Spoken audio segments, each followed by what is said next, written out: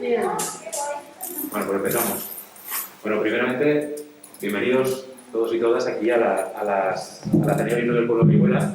Yo quisiera empezar agradeciendo a Ramón por invitarme a presentarle este acto aquí, aquí al Ateneo. Y luego muchas gracias también al Ateneo por organizar estas jornadas de memoria histórica, que se cierran hoy con la presentación del cómic de Román de Memoria de una guitarra. ¿Quién es Román? Pues muchos lo conocéis de aquí. Su madre, Román, pues, entonces poco hay que decir de él. Pues nació en el 88 en Jacarilla. Desde muy joven fue amante del cómic y siempre le gustó el cómic.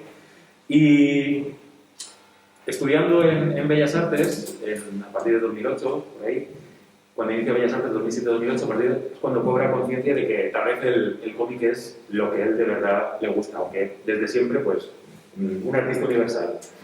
Músico, poeta desde muy pequeño y en esta última etapa, ya con Bellas Artes, se decanta por el cómic. Y ahí en mitad de la carrera cuando considera que el cómic es su verdadera pasión y por donde debe encaminar su vida.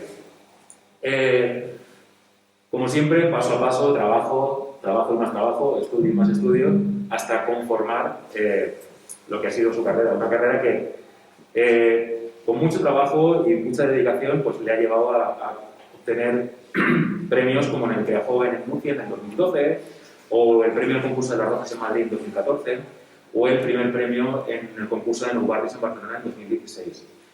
Bien, su obra empieza ya a ser extensa, a pesar de su juventud, empieza a ser extensa, pues en 2013 empezó publicando aquí para el Ayuntamiento de Orihuela su obra de Miguel Hernández, Fontana Eterna, poeta del que es un conocedor absoluto, y que ahí hizo su primera obra y que tal vez nos habla de algo que se está pergeñando para el futuro. Luego en 2015 publica Secret Family, una historia ahí con héroes con poderes, y que se centra en los pros y los contras de llevar una doble identidad. Luego en 2016, Ligono Comics es una publicación más juvenil, publicada a través de un crowdfunding. Y luego ya en 2017 publica Sangre en el Suelo, que es una obra coral en la que él se hace cargo del capítulo que resuelve esa obra. Que eran 6 capítulos, si no recuerdo mal. 8 capítulos, cada autor hacía una parte de la obra y él le tocó hacer la resolución. Así que yo os invito a que si podéis hacer con una de estas actividades muy interesante. Seguidamente, en 2017, y muy en relación con la memoria histórica, hizo un cómic muy breve, una grapa, que lo que contaba es la masacre de la aviación en la toma de Málaga. Una historia que explica, él lo publica en tándem con el guión de Roberto Corroto, se hace cargo del dibujo y lo que cuenta es cómo la aviación franquista masacró a la población de Málaga que huía de ese bombardeo. Y esta historia también está un poquito implicada con superhéroes, porque los del bando republicano contaban con unos superhéroes, pero como bien conocéis la historia pues no se resolvió del todo bien, así que ya la conocéis. Luego en 2019, también con Roberto Corroto y de la mano ya de Cascaborra Ediciones, una editorial más grande, publica Rocroa, que cuenta ese episodio que es tal vez la última batalla en la que los tercios, la última gran batalla en la que participaron los tercios castellanos en este caso. En 2019 publica La Confesión con Rocketman Project, una obra que es guión de Fernando Llor, que ha presentado hace poco el cómic Subnormal, que trata sobre el bullying y así que ese cómic de La Confesión. Y este año nos presenta el que nos ha venido a presentar aquí, que es Memoria de una guitarra, con Evolution Comics, que es, digamos, la parte de autores dentro de Panini Comics, que es la gran casa madre. Bien, este cómic que nos cuenta la vida de Pepe Sawyer, que lo veis por aquí, Pepe Sawyer, y es un referente, un personaje ficticio, pero que es, digamos que con todo el contexto en el que lo ha metido, podría ser un personaje real, o sea, perfectamente podría venir aquí y empezar a firmar autógrafos, como tenemos aquí. O podría ponerse firma de autógrafo si quiere. Me gusta más la firma de Pepe que la mía. Bueno, pues lo que cuenta es una visión retrospectiva de su vida. Ella con 81 años va a dar un recital y a partir de ahí, con sus recuerdos, podemos ver todas sus vivencias a lo largo de su vida. La historia está enmarcada en ese franquismo final y es lo que vivieron estos cantautores de esta época de la canción protesta y los que luchaban por mostrar y seguir combatiendo el franquismo desde la cultura de la canción, todos estos cantautores. Y lo que vivieron con la censura, con todos los avatares que pasaron por ahí. Así que, y en esta historia, Pepe Solla se cruza pues, con los buques insignia de la canción de la época, pues, con Raimón, con Villar, con Paco Ibáñez, con un montón de cantautores. También aparecen personajes reales, cruzándose con la vida de este personaje ficticio. Pero bueno, yo aquí no soy el que tiene que hablar, así que esperemos que Román nos hable un poquito más de este cómic, de por dónde ha tirado esto, cómo es el proceso creativo, el proceso de guión, todo esto. Así que, por donde quieras empezar. Pues nada. Bueno, muchas gracias. Este hombre es, quiero decir, lo le avisé ayer y ya venía. ¿Qué le vamos a hacer? Bueno, sabéis que en el cartel ponía que iba a venir Fernando González Lucini, que es el autor, por otro lado, del prólogo de este cómic. Por razones obvias no ha podido.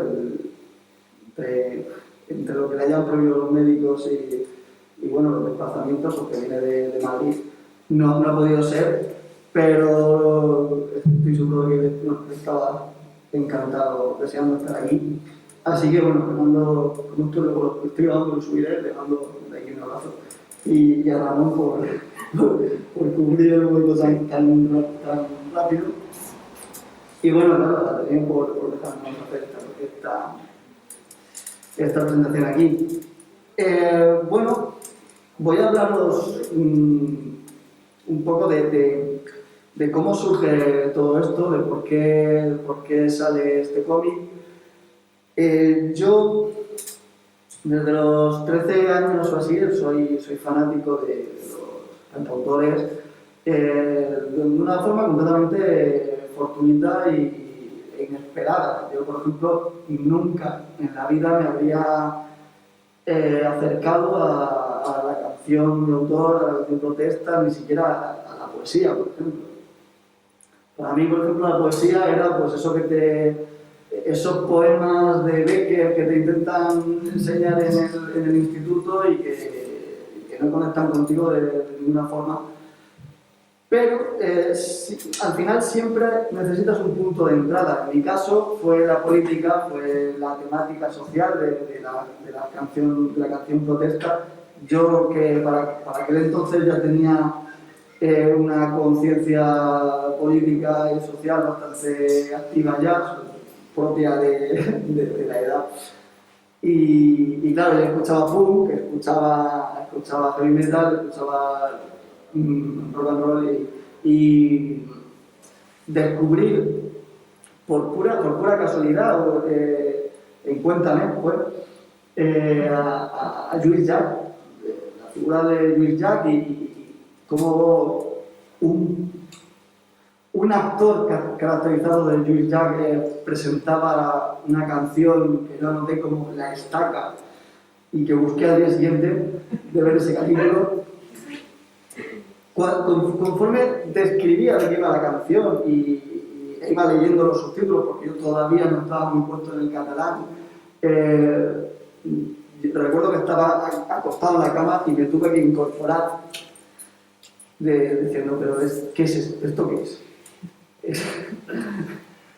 Al día siguiente empecé a investigar, empecé a preguntar a mis padres y tal, y me corrigieron el nombre, que yo había anotado como Lluís Llach con C, luego era con H, con CH, bueno, pequeñas cosas, ¿no? Ya, entonces empecé a abrirme camino a investigar y fui conectando muy poco a poco con la canción de autor. Para mí Para mí los cantautores eran pues la Ana Belén que me ponía mi madre cuando la crío y que aún aborrezco. Aquí me está haciendo así con la cabeza. Pues sí, te lo voy a recordar toda la vida. Te lo voy a recordar toda la vida. Bien. Me ha costado mucho reconciliarme con Ana Belén. Y con Sabina aún no he podido. Bueno, al final, pues eso, yo fui un poco investigando porque tampoco tenía a nadie, salvo mi madre que de vez en cuando me decía, pues mira, escucha al Alba, escucha a Víctor Clara, pero aparte de eso no tenía nadie que me fuera guiando un poco, yo fui pues descubriendo como podía más cantautores, más cantautoras y al final acabé hundiéndome en una obsesión por ello, que me ha abierto a muchas cosas, que me ha traído cosas muy buenas, como por ejemplo abrirme a la poesía. Yo si he leído y escribo poesía es por la conexión de la poesía con la canción de autor.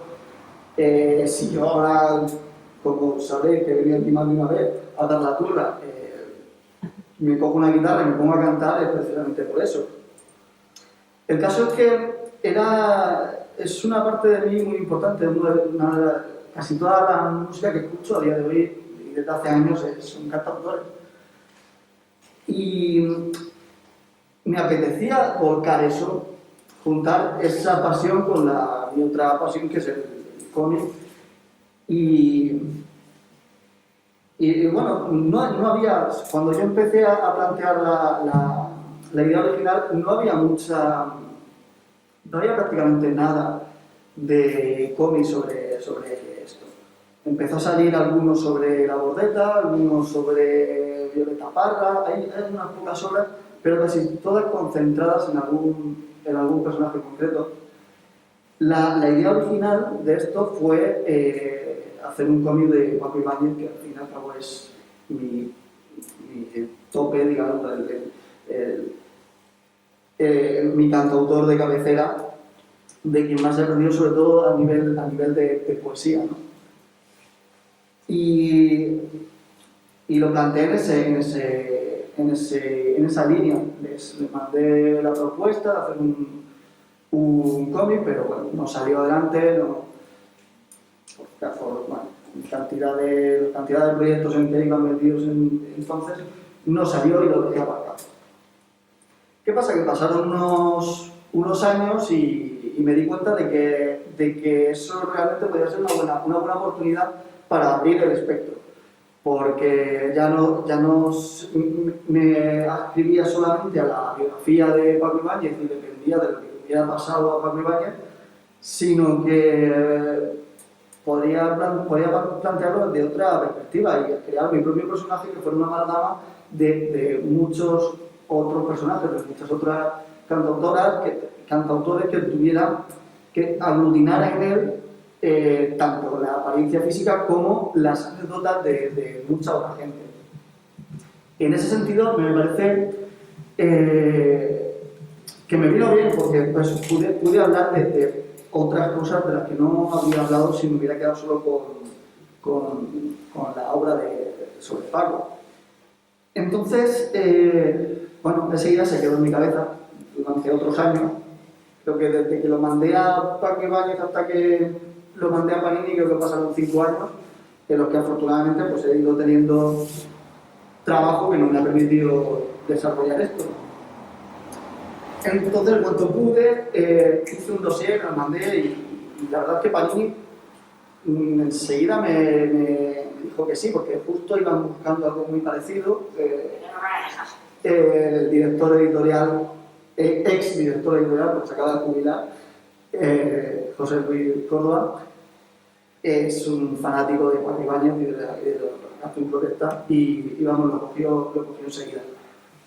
Y bueno, a partir de ahí ya empieza el proceso gordo, porque yo había hecho unas 8 páginas de muestra que lo había mandado a la editorial, pero a partir de ahí yo lo único que tenía era una serie de notas de por dónde quería que fuera la historia, un poco más. a partir de ahí empezó de nuevo la fase de documentación, la fase de preparar un guión, aunque no sé un guión exactamente, pero bueno, un esquema, digamos, y bueno, no fue un proceso largo, porque tampoco tuve tanto tiempo, pero fue un proceso intensivo, en el cual, claro, yo quería hablar de muchas cosas. El tema de la historia de los cantautores me la conozco bastante bien, me sé muchas anécdotas, muchas cosas las traía ya aprendidas, pero aún así me metí en una fase de documentación bastante, como digo, bastante intensiva, de ver documentales, de consultar libros, sobre todo ver conciertos, porque al final es donde más información te dan los propios autores cuando van presentando canciones, que van contando anécdotas. Pero también me interesaba mucho hablar del contexto sociopolítico del final del franquismo y principios de la transición y algunos elementos concretos. Yo cuando estaba con la documentación, directamente hice dos listas. Una lista de acontecimientos y elementos que quería nombrar de la historia general de España y de algún sitio como Chile, que también sale, o Francia, y otra lista de cosas inherentes a la figura del cantautor, cosas, sucesos memorables, digamos, o remarcables, que quería o bien nombrar, como por ejemplo el famoso encontronazo de, bueno, lo de Serrat con Eurovisión, cuando no quiso participar en Eurovisión, sino cantaba en catalán, u otros elementos, otras situaciones que quería directamente emular, digamos, poner en boca del propio protagonista. Porque sí, hay anécdotas que las cuentan los propios protagonistas de esas anécdotas, o que salen en alguna viñeta, como Pide la Serra, cuando por ejemplo del concierto que iba a dar le censuraron, le prohibieron todo el repertorio excepto una canción, y tuvo que cantar la misma canción durante una hora, repitiéndola una detrás de otra. Era absurdo, era ridículo. Hubo otras que directamente quería poner en boca de Pepe.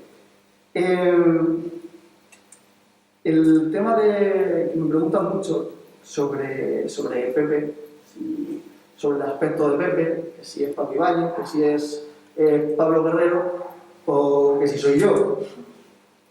Yo tengo claro que esto.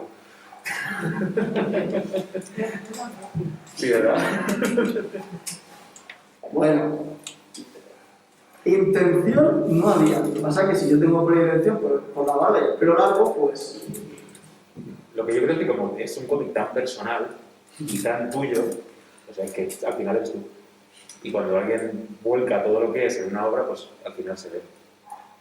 A ver, algo tiene que haber, algo así tiene que haber, pero en realidad fue complicado, porque el problema es que, a ver, casi todos los cantautores que se nos vienen a la cabeza, de los 70, de los 60, desde Aute, Paco Ibáñez, Raimon, Pache Andión, Serrat, es que todos han tenido distintas fases estilísticas en cuanto a estilo físico, digamos. El pelo corto lo han llevado todos, el pelo corto con patillas también, el pelo largo también, el pelo largo con patillas, el pelo largo con barba, prácticamente todos lo han llevado. Entonces no había forma de huir del parecido de uno, de otro o de varios al mismo tiempo. Al final, después de muchas pruebas y ya resignado a que o pareciera Paco Ibáñez o pareciera Pablo Guerrero, se me ocurrió meterle la pedazo nariz esta que se gasta, que lo que lo gastamos, y un poco más caricaturesca, que quieras que no, pues no sé, generaba una distancia mayor. Aún así, sí, me lo preguntan mucho, si es Paco Ibáñez, si es Pablo Guerrero. En realidad es un poco de todos, porque tiene anécdotas y parecidos con la biografía de unos y de otros, incluso parecidos físicos. Por ejemplo, con el origen del protagonista. Aquí Pepe Suller es un chaval a finales de los 60 que tiene que huir a Francia junto con sus padres, dejar a su novia, porque a su padre lo van a detener, ¿no? Entonces en Francia entra en contacto con el exilio republicano, con ese ambiente cultural de los bares latinos, del barrio latino de París, con L'Escale, que era donde bueno, que no me podía resistir a meter ese bar. Yo tenía dos opciones a la hora de crear ese comienzo. Irme por la biografía de Paco Ibáñez, que era en esa línea, y tuvieron que irse a Francia, y entonces allí donde Paco entra en contacto con todo este ambiente. O bien podía hacer, por ejemplo, la biografía más de Lluís Llach, de un chico del pueblo que de repente entra a la universidad y entra en contacto con el ambiente universitario y empieza a despertar su interés por la política y por los problemas sociales y tal. Al final me decanté por el más parecido al de Paco porque no me podía resistir a poner el caramelo de poder poner un bar como mítico del barrio latino de París como L'Escale, que era un sitio donde empezó Paco Ibáñez a tocar acompañando a Carmela y a Soto en Los Llares, que es como sale en el grupo, en el conjunto Los Llares, que sale aquí en el cómic.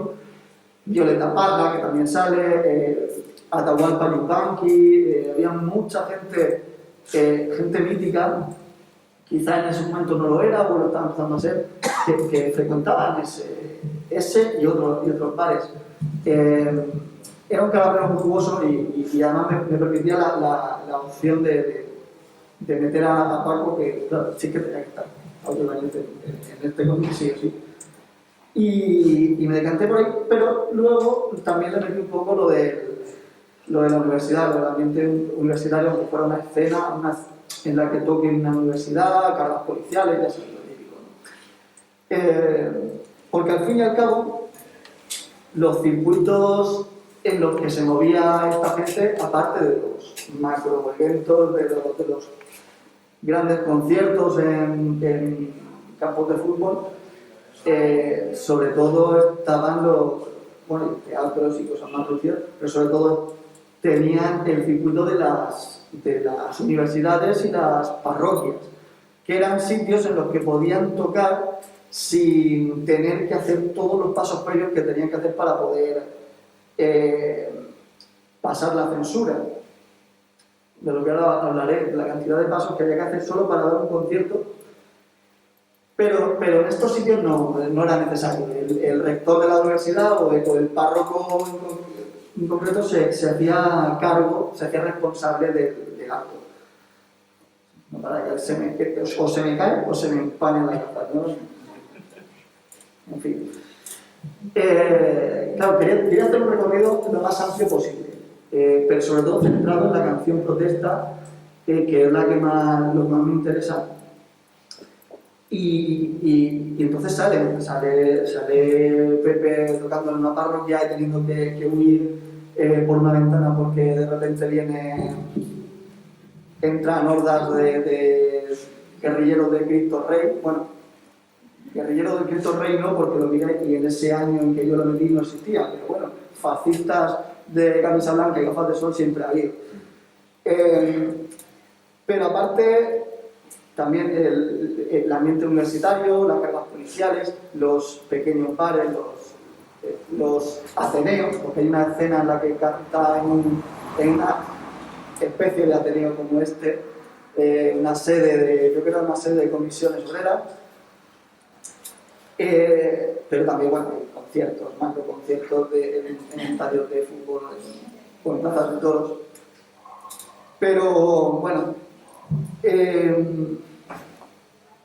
Eso es un recorrido por todo lo que suponía ser cantautor, hacer canción protesta en aquella época, y también un poco durante la transición, que también fue un poco difícil, digamos. En realidad, una de las razones de las cosas que más me llamaba a hacer este cómic es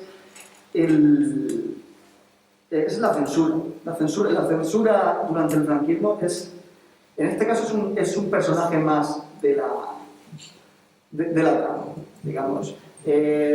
Aparte de los personajes andantes que tenemos, hay varios personajes etéreos. Ahí está la guitarra protagonista del cómic, pero sobre todo la censura es el segundo gran personaje de este cómic. Hay un par de escenas en las que se relata cómo funcionaba la censura. Una habla de cómo era la censura, cómo funcionaba la censura a la hora de grabar discos y ser radiado por la radio y tal. A ver, la encuentro.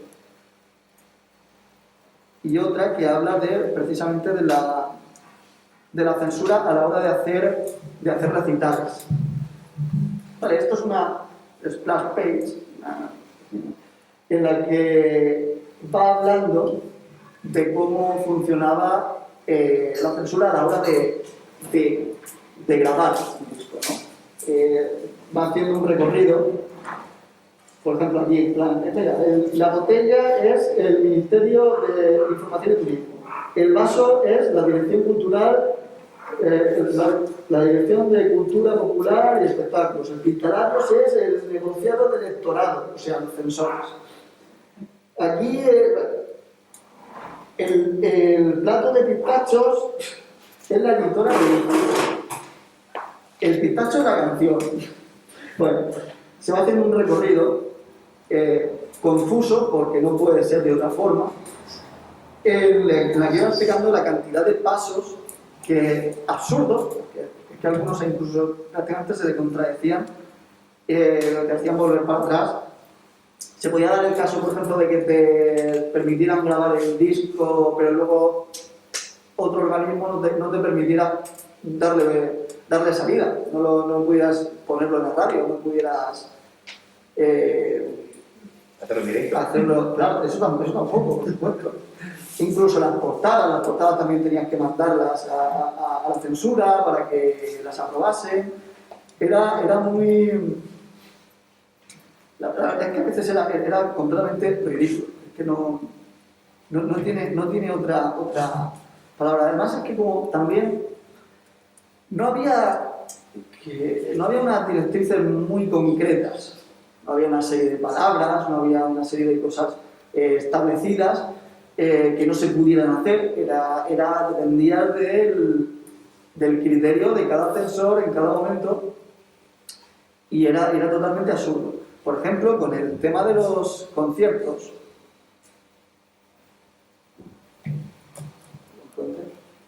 El tema de los conciertos también, aquí hay un par de páginas en las que habla aquí de cómo funcionaba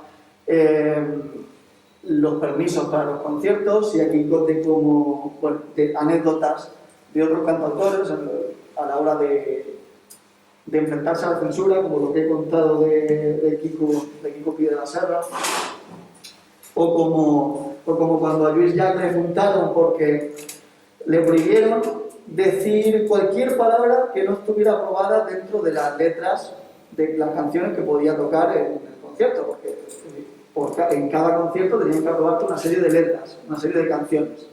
Todo lo que se saliera de ahí, las canciones que no estuvieran aprobadas no podían cantarlas. Bueno, pues en este caso a Lluís Llach le prohibieron decir una sola palabra que no estuviera aprobada, que no perteneciera a la letra. Bueno, pues aún le multaron porque según el censor de turno, el miembro de la Brigada Político-Social o quien estuviera, soliviantaba al público con la mirada. El típico monólogo. La arbitrariedad de la censura de la época que es... Era como es que era muy, muy ridículo. Pero, por ejemplo, mira, para dar un concierto, tú ponte que querías dar varios conciertos a la semana, por esa locura de querer vivir de lo que haces, ¿no? Esa tontería a lo mejor de querer comer. Bueno, pues tenías que, lo voy a leer, ¿vale? Porque para no equivocarme. Para cada concierto tenías que enviar las letras del repertorio por triplicado a pasar la censura al gobierno civil y a la Guardia Civil de cada sitio que ibas a tocar. ¿Vale? Claro, se daba el caso a veces de que uno te la aprobaba y otro no. O que en una comunidad o en un pueblo se te aprobaba, podías dar ese concierto y en otro pueblo no podías darlo. Porque dependía de la Guardia Civil de cada sitio, del gobernador civil, o también se daba el caso de que, como he dicho antes, de Quico Pide de la Serra, o a Julia León también le pasó eso. Que te aprueben, te dejen dar el concierto, pero te denieguen todo el repertorio. Lo cual no tiene lógica, ¿no? O te dejen una canción, como digo, a Julia León también le pasó, de tener de que solo le aprobaron una o dos canciones. Era completamente ridículo. Y aprovecho que nombro a Julia León. Cuando estaba durante toda la fase de documentación, pude hablar con ella, le escribí por Messenger a ver qué le parecía, porque me interesaba también saber su opinión, porque ella, claro, vivió toda esta época como cantautora, y me interesaba saber su opinión también como mujer, si se había enfrentado a lo mejor a censuras más grandes o otro tipo de censuras o otro tipo de problemas, porque eso también me interesaba plasmarlo. Y bueno, tuvimos una larga conversación por teléfono en que me contó cómo funcionaba, cómo fue para ella y para compañeras suyas. Y de todo eso se vio muy enriquecido el guión, porque muchas cosas al final se acabaron dentro. A ver, por ejemplo, hay un personaje que se llama Carolina, que es una cantautora, amiga de Pepe, que cumple dos funciones. La primera es representar a la mujer dentro del movimiento de la canción de autor, y una segunda función que es la de representar a la nueva canción, o a la novísima canción, porque no se puede, creo que es impensable hacer un cómic sobre la canción protesta en el franquismo y no hablar de la nueva canción que, digamos, que lideró un poco el panorama. De ahí teníamos a Luis Llach, teníamos a Raimon, a María del Mar Bonet, a Serrat, a Piqué la Serra. Era bueno, una batería de gente.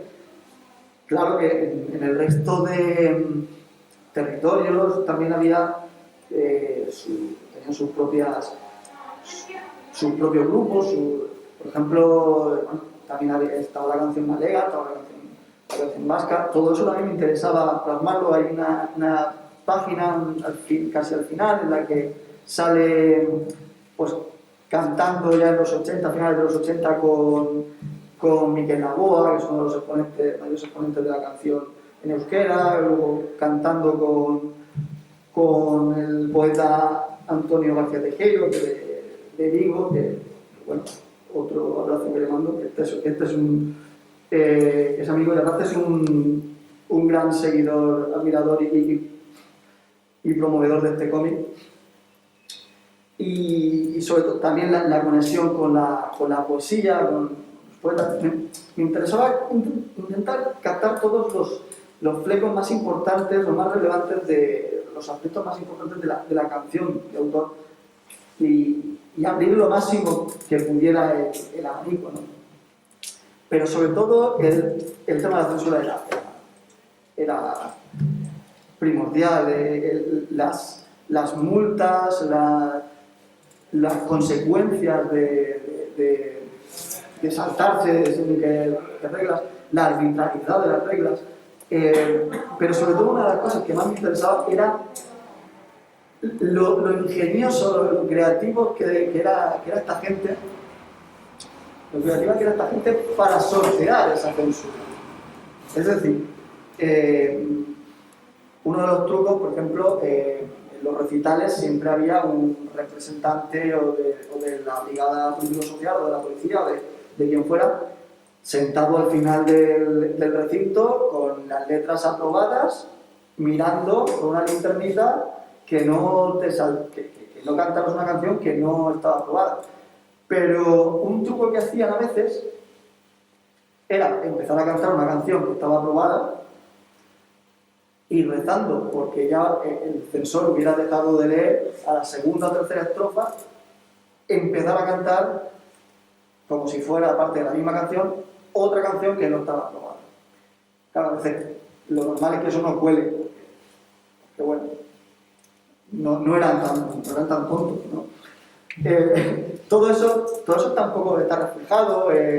Bueno, también había gente que directamente se lo saltaba, yo me la sudo para pago la multa y punto. Claro, cuando era multa, pero a veces no se quedaba ahí, pero por lo general sí, era una multa y tal. Todo esto está reflejado y una de las cosas más divertidas, me siento yo de aquí subiendo la que yo lo noto, pero bueno.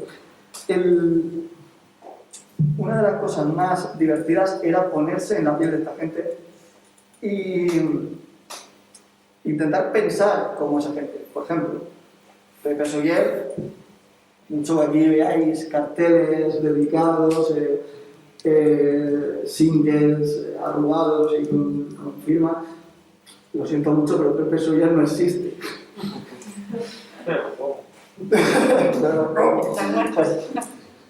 No, Pepe Soller son los padres.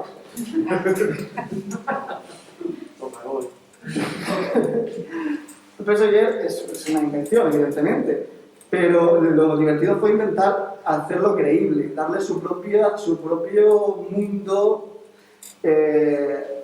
y escribir sus canciones, escribir imitando cómo eran las canciones de aquella época, de distintos estilos, porque también, claro, depende de quién hiciera la canción, depende del momento histórico, del tipo de canción que fuera, si era más protesta, si era más poética, pero sobre todo intento hacer canciones que emularan otro tipo de canciones. Hay alguna que es muy del estilo de Al Alba, una que se llama La Mala Educación, que bueno, que claramente la mala reputación de Brassens y de Paco Ibáñez. Una canción que surca toda la obra, que es La guitarra de mi madre, creo que se llamaba, que bueno, está basada en una canción también que se llama La guitarra, una guitarra de Serrat. También he intentado hacer evolucionar el personaje. Por ejemplo, las primeras canciones en las que estaba a lo mejor menos comprometido, menos interesado políticamente, pues son canciones más bucólicas o más no me sale.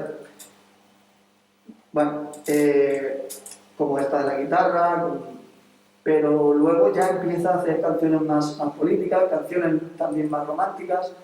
Pero una de las cosas más divertidas fue hacer el juego, otro de los trucos que hacían, que era, esto por ejemplo Raymond lo hacía mucho, que era, yo quiero que esta canción pase la censura, pero no va a pasar ni de coña. Que dice esta frase, o va de tal cosa, claramente va de esto y no va a pasar. ¿Qué hacían? Mandaban 5 o 6 letras como 4 veces más bestia que la que querías aprobar, ¿no? Entonces, una vez que te habían descartado las bestias, porque eran bestias, la otra ya parecía más inocua, ya parecía más inofensiva, ¿no? Pues eso también me ha tocado hacerlo, hacer canciones que sabía, o sea, canciones que podían pasar la censura, canciones que no podrían pasar la censura, que de hecho están por aquí en las guardas, las he ido metiendo con sus sellos de censurado y tal, de prohibido. Y hubo un caso concreto en que fue mucho más difícil, no por ello menos divertido, en que tenía que hacer una canción con un estribillo o una frase que no fuera a pasar la censura, el personaje la tuviera que cambiar por otra, que dijera otra cosa distinta, pero sonase fonéticamente igual. Y así 2 veces, por lo menos. O sea, ir cambiando hasta que ya al final no tenga absolutamente nada que ver, pero fonéticamente pueda aparecer. Esto es algo que también se hacía. Por ejemplo, uno de los casos más llamativos, más recordados es el de Lluís Llach con La Gallineta, cuyo estribillo decía la gallineta ha dit que no, visca la revolución, y que no pasara, no había forma de que pasara hasta que al final en la letra y en el disco lo grabó como Revulsión. Claro, si Lluís ya de por sí no vocaliza bien, no habla y canta siempre como un poco recién despertado, eso ayudaba mucho a que tú pensaras que directamente que estaba diciendo Revolución, pero sin ganas. Pues aquí pasa algo muy parecido. Es una canción que va sobre obreras del ámbito textil, digamos, y el estribillo quería que dijera lucha obrera, ¿vale? Pues al final lo cambié por mucha hombrera. No desentona, estamos hablando de un entorno textil, pues no desentona tanto, pero luego la gente lo que escucha realmente es lucha obrera. No escucha mucha hombrera. Bueno, era un poco este tipo de juegos que yo me lo he pasado, vamos, pipa haciendo porque que ha sido muy divertido. Y bueno, y por el camino también han ido saliendo anécdotas fortuitas directamente, anécdotas que no tenías pensado, que directamente guiños, pequeños huevos de Pascua por ahí perdidos, que incluso han salido durante la creación. Por ejemplo, hay la escena en la universidad. Yo quería meterlo en una universidad de Madrid, en el 68, 69, no sé qué fecha era. Pero bueno, yo no soy de Madrid, yo he estado muy pocas veces en Madrid, yo no tenía ni idea. Investigando, digo, en la facultad de letras, creo que era, no sé, está por aquí, la facultad de... Bueno, la Complutense de Madrid, vale. Bueno, con la facultad creo que era de letras, que seguía siendo prácticamente igual ahora que entonces, vi fotos del mobiliario y seguía siendo también igual que el de entonces, por lo cual me servía, pero es que encima me enteré, investigando, por pura potra, de que esa facultad, una noche, una mañana amaneció durante, no sé si los años 50 o por ahí, con pintadas que rezaban Universidad Pública, Lorca, Machado, Miguel Hernández y yo. Unas pintadas que se habían hecho, creo que en colaboración con los de la Facultad de Ciencias, con una pintura que habían hecho expresamente para eso, con nitratos de plata, con no sé qué rollo fotosintético, historias de productos químicos que hacían que por la noche esas pintadas desaparecieran y al mismo tiempo fueran totalmente imborrables. ¿Qué pasaba? Que si la policía quería ir a borrarlas, se iba de noche. De noche iban y ahí no había nada. Y al día siguiente, con el efecto del sol, volvían a aparecer. Y de hecho salen creo que en la película de los años bárbaros, creo que era. Y bueno, y estuvo así hasta los, no sé si los 90 o por ahí. Bueno, son pequeñas historias, pequeñas chorradas, por ejemplo, mirando a ver los pongo en una escena, los pongo paseando por París, pongo una calle al azar, bueno, al azar, ¿no? Una calle importante, y digo, vale, pero tengo que ver qué había en esa calle, más o menos. Bueno, pues puse un cine que vi que había, encontré qué película había sido la última, porque el cine estaba cerrado, lo puse cerrado con la marquesina de la última película que habían estrenado, y entonces me enteré de que ese cine, que ya estaba cerrado para aquel entonces, por el 68 o así, en fin, había servido, había dado cobijo a los estudiantes del mayo del 68 para hacer reuniones, para organizarse y tal. O sea, son cosas que no las vas buscando, las encuentras, en realidad enriquecen la obra, si es que alguien llega a enterarse o llega a saberla, pero te las encuentras completamente de pura potra. Pero bueno, al final es eso, intentar reflejar un contexto, varios momentos concretos, tanto de España como de Chile. Hay una escena para mí muy emotiva, a veces o sea, me emocionó mucho hacerlo, en la que sale Víctor Jara, por ejemplo, en la que el personaje va a Chile y canta en un acto de Allende y canta con Víctor Jara, bueno, cosas así. También hay una escena en la que habla del golpe de Pinochet, claro, no podía evitarlo, pero sobre todo marcar un contexto sociopolítico y con sus personajes reales, con sus... sale nombrado, por ejemplo, Billy el Niño, luego también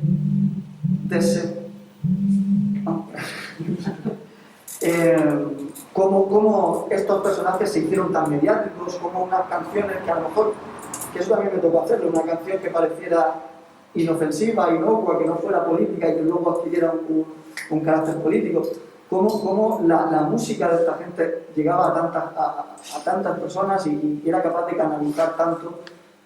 Y sobre todo, cómo todo esto se desinfló por completo en la transición, en la que pues, ayuntamientos políticos que años antes se habían servido de esta gente para hacer llegar su mensaje a más gente, a más personas, ahora lo daban de lado.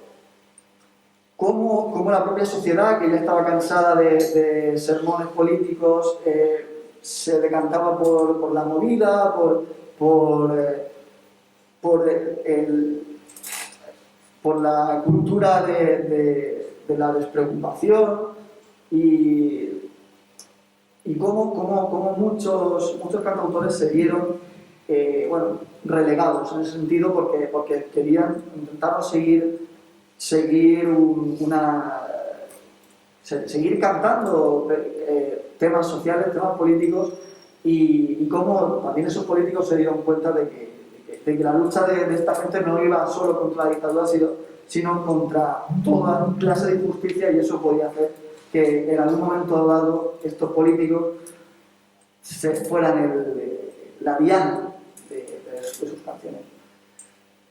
Fue un bache muy gordo en los 80, y eso también me interesaba plasmarlo. También habla un poco muy por encima de la transición y de cómo otros también, al final todos tuvieron que readaptarse para sobrevivir, cómo tuvieron que cambiar o dedicarse o hacer otro tipo de canción o buscar un término medio o aprovechar a otros para también buscar sonoridades nuevas y cómo algunos sí que consiguieron mantenerse, mientras que otros, pues bueno, lucharon como pudieron. En este caso Pepe, prácticamente durante los 80, os hago spoiler, ya prácticamente no puede vivir de su vida y de su música, y acaba viviendo de la carrera de su pareja, que se ha convertido en una escritora de éxito. Y bueno, yo no quiero alargarme más. Esto al final es un acto de homenaje a esta gente, a toda esta historia que siempre me ha interesado tanto y que tanto admiro. Y bueno, un poco más. Ha sido, no sé cuánto, unos cuantos meses desde agosto así del año pasado hasta febrero, creo que entregué, en la que prácticamente solo he estado con esto, con Marina también, que me ha estado ayudando con el color, por siempre. Y bueno, ha sido una vorágine muy fuerte, meterse ahí a piñón todo el día con esto y al final, bueno, tenerlo así en físico, una historia que también además llevaba 5 años queriendo hacer y que para mí es tan personal, porque me viene de tan lejos, pues bueno, yo al menos ya estoy contento. Si lo leéis y os gusta, pues ya no puedo ir más. Yo, como bien veis, toca episodios de la historia contemporánea de España y yo os lo he dicho muchas veces, yo soy profesor de Geografía e Historia y con los alumnos de segundo de bachillerato, muchas veces tú les llegas a clase y ellos ven un tocho así de gordo de libro y les genera mucho rechazo la historia y mucho la historia contemporánea de España con los prejuicios que tienen muchos alumnos ya de casa, de ver ciertas posturas dentro de la historia de España de los últimos años y muchas veces niegan esa parte y a mí me parece que un cómic que cuenta esta historia tan de cositas pequeñas desde un punto de vista de los cantautores puede ser, yo lo usaría perfectamente si tengo oportunidad de dar bachillerato con mis alumnos, yo perfectamente lo usaría porque me parece una herramienta maravillosa porque está mostrando la historia de otra forma desde un punto de vista que muy probablemente no vean en ningún sitio. Así que me parece que es una obra muy interesante. Y luego además, estamos hablando de los cantautores de la época, pero también pasas una pincelada por la repercusión que tiene en la actualidad. Sí, sí. ¿Cómo es eso? No, me interesaba sobre todo remarcar también, en las últimas páginas sale, la repercusión que esta gente, que estas figuras han tenido y cómo ha desembocado en la actualidad, la gente que ha recogido el testigo. Por ejemplo, yo he puesto 3 ejemplos aquí, como que eran Ismael Serrano, que me parece el enlace perfecto entre la canción de autor antigua y la moderna. Rosalén, que me parece que ahora mismo es uno de los mayores exponentes de la canción de autor. Y quería poner un ejemplo de grupo de rock, de grupo para que no fuera todo en plan solo cantautores y los cantautores solo han influido a más cantautores. Puse a Escape, que fue el primer grupo el segundo grupo que yo escuché y el primero en despertarme la conciencia política y que además también ha encantado a Víctor Zara y a algún cantautor, entonces que está un poco ahí unido. Hay una cosa, una de las razones también por las que quería hacer este cómic es por intentar dignificar la figura de esta gente y luchar un poco contra el chiste fácil. Yo, por ejemplo, en toda mi vida escuchando cantautores, pues, me lleva una que otra burla, que siempre sin malicia. Marco, que está por ahí, lo sabrá, que la turra que daba yo en bachiller con Luis Jack y con tanta gente. Yo que sea un compañero de clase, ¿qué hace escuchando ese tostón, ese muermo, cosas del viejo, ¿no? Cosas que yo mismo hubiera pensado si no hubiera encontrado una puerta de entrada. A lo mejor para alguien esta puede ser una puerta de entrada. En el cómic hay un personaje que es el nieto de Pepe Soller, que va a ese concierto en el que Pepe cuenta toda su historia, que digamos que representa al escéptico. El nieto representa al que hay que al menos enseñarle por qué es importante tener memoria y dignificar esta figura, en este caso la labor de su abuelo. Pero bueno, si lo consiguió o no, eso ya lo veréis. Pero, en fin, eso Es estamos diciendo también que durante todo, a lo largo de todo el cómic, uno de los personajes principales es la censura. ¿Tú crees que se puede hacer un paralelismo con la actualidad, con el tema de la autocensura que nos estamos imponiendo ahora mismo, con qué decir y dónde decirlo, cómo decirlo, sobre todo especialmente en redes sociales, que dices algo que se sale un poquito de lo normal, por no ponerle muchas comillas, y tienes una censura de un montón de temas sacándote? En el cómic se hace alusión a la ley Mordaza, por ejemplo, más, no sé si cuando estaba haciendo todavía, bueno, al menos cuando estaba haciendo el guión o lo estaba dibujando todavía gobernaba Rajoy. Pero sí, a ver, estamos en una sociedad muy polarizada, las redes sociales han hecho que todo el mundo tenga voz y voto y todas las opiniones sean igual de válidas, al menos virtualmente. Entonces, claro, cualquiera te puede rebatir cualquier cosa. Al final, sí, habrá autocensura, pero también hay cosas que han cambiado durante los años. Hay chistes que hace 10 años nos hacían gracia y hoy no, porque al final todo va con la época en la que estás. Y igual que hay comentarios que harías hace 15 años y hoy no. En algunos casos eso es sano, en otros casos es peligroso, porque claro, también todo el mundo tiene acceso a las redes sociales y a la mínima tienes amenazas, tienes boicots o tienes gente que no se andan con medias tintas, desde luego, en absoluto. Pero bueno, al final eso es lo que trae el anonimato y la protección que te da una pantalla y la distancia y bueno, y son las batallas que nos toca esta época. El nivel de autocensura que cada uno se imponga ya es cosa de cada uno. Creo que todos tenemos autocensura, incluso cuando hablamos, yo no sé, con la gente más cercana. Pero sí, hay paralelismos que se pueden establecer, pero claro, no sé hasta qué punto.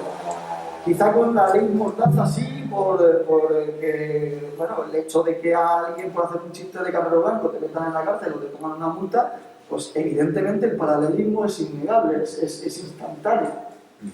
A unos titiriteros, los casos conocidos y los no conocidos. Por eso me parece que está muy de actualidad el tema. La censura que, sin querer, te has metido en el tema que ahora tal vez más coarta la libertad de expresión en cualquier círculo en el que nos metamos. Así que me parece que gran parte del éxito es ese tema, el tema de marcarlo en un momento histórico que tal vez no se ha visto mucho en obra en cómic y desde luego el punto de vista desde el punto de vista de los translectores. Yo no sé, ¿alguien quiere hacer alguna pregunta? Y estoy yo copando el debate. No sé. ¿Qué tienes una pregunta? Lo que sí que me ha jodido el cómic porque está ambientado en 2020 y claramente pues está... Bueno, la verdad es que podría ser enero. La realidad para hacer.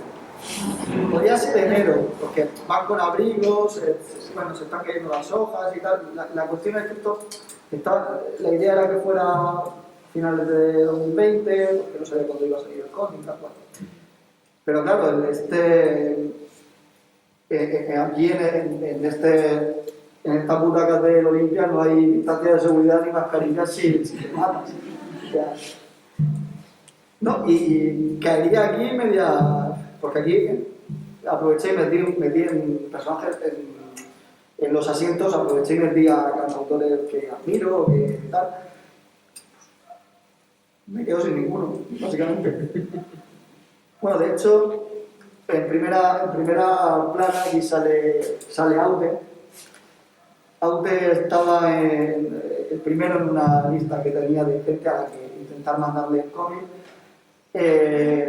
Supongo que lo tenía el primero porque ya tenía la dirección alguna vez que ya había contestado y fue el primero que me venía, pero da la casualidad de que estaba el primero en la lista y si el cómic hubiera salido cuando tenía que salir, a finales de marzo, a lo mejor hasta le hubiera llegado. Pero, ¿qué va? Hay una escena en la que a mitad del concierto en el que Pepe va contando su historia y tal, se hace un parón, un descanso y la gente se va, o sea, va a ser un cigarro o lo que sea, se ve una mano como Aute, se va también y luego no vuelve a salir. Luego hay una chorrada también totalmente fortuita en la que he aprovechado para meter portadas de discos, cosas muy carteles, cosas muy... Bueno, hay una viñeta, una pared que tiene 3 portadas de discos enmarcadas, ¿no? Una era de Elisa Serna, que murió hace 2 años o así. Otra era de Patxi Andión, que también acaba de morir.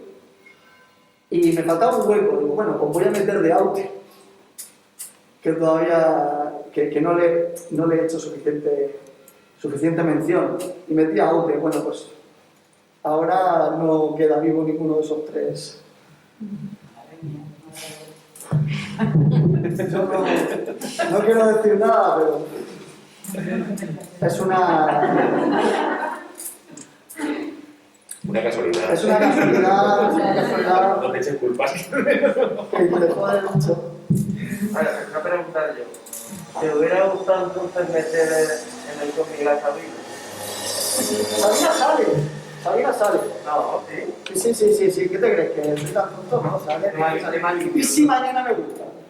Qué más limpio. No, bueno, a ver.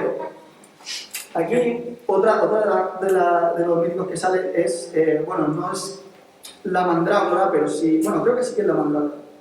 Creo que sí que al final, sí, bueno, se supone que es la mandrágora, aquí ya en los 80, y puse fotos en las paredes, y sale Sabina, sale Alberto Pérez, también del trío este de la mandrágora con Crae está por aquí, y está el Rosaleón, pero pues, tampoco la había metido de ninguna forma, y la quise meter. No, es que Sabina, estoy seguro de que el día que le preste atención, porque he escuchado canciones que las letras me gustan, pero Dicen que se le da bien. dicen que este chaval, este mozo que está empezando, promete. Más preguntas por ahí. Lo que sea, lo que se ocurra. Bueno, como veis, alrededor del personaje de Pepe Soller ha creado toda una cosmología para darle realismo y peso. Prácticamente en el cómic está su biografía, además de su biografía están las portadas de sus discos, carteles... Este cartel me costó mucho conseguirlo.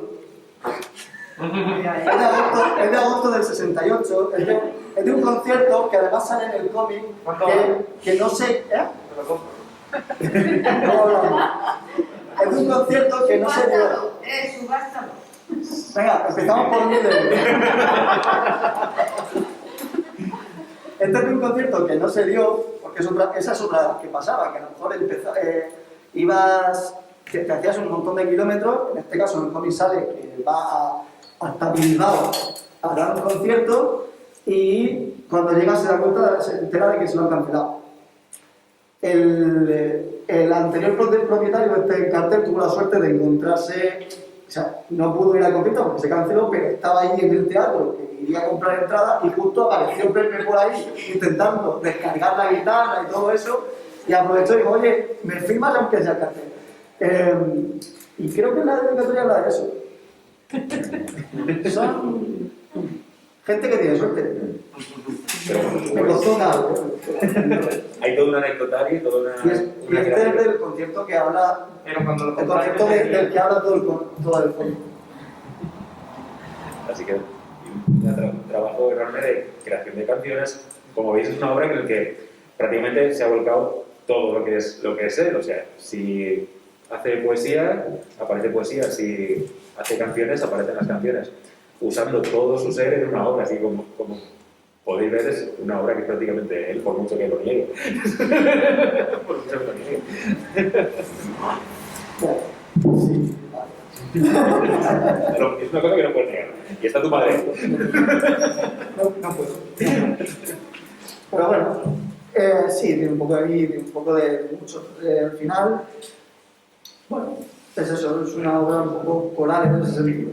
Habla, Pepe Soller es uno, pero en realidad habla de mucha gente, que era esa era la idea, ¿no? Y bueno, nada, ¿Nada más? creo que se os ocurra. ¿Aparece la última página Tierno Galván? Aparece Tierno Galván. Hombre, ¿cómo no meter a Tierno Galván? No por nada. A Tierno Galván, espérate, no estaba, a Tierno Galván diciendo rockeros, el que no esté colocado, que se coloque ya no lo que. O sea, que ¿quién se cargó a los cantautores y las cantautoras? La movida madrileña. Bueno, esa es una conclusión como cualquier otra que Esa es la puedes, mía y así la digo. adquirir leyendo. Vale. Sí. Sale en escena el 23F, Felipe González, todo bueno. Todo ayudó. El emérito sale también. ¿Quién dice?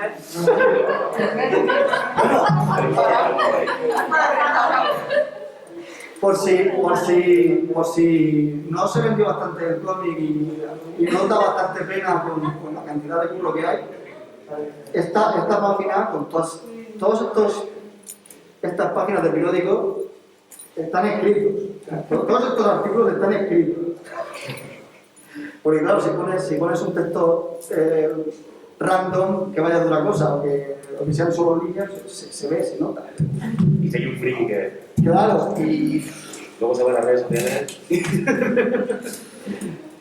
Bueno, como veis, es una obra muy completa que hace un recorrido histórico por una etapa grande de la historia a través de un personaje que su personificación, con toda una cosmología hecha a su alrededor para darle mucho realismo y que vale mucho la pena porque es muy agradable de ver y está muy bien hecho y está muy trabajado, como he visto, de documentación, de estilo, de todo. Es un cómic total. Y no me extraña el éxito que está teniendo porque, si no me equivoco, se ha agotado. De hecho, no lo voy a asegurar. No lo voy a asegurar porque a mí no me lo ha dicho ahí ni nada. Me han dicho que puede ser que se haya agotado, pero a lo mejor es simplemente que está costando encontrarse.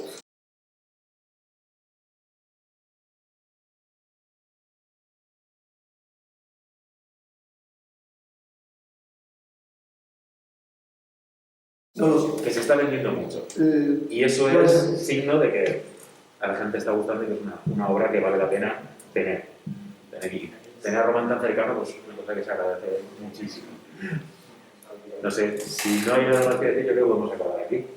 Así que muchas gracias por invitarme, muchas gracias por venir, muchas gracias por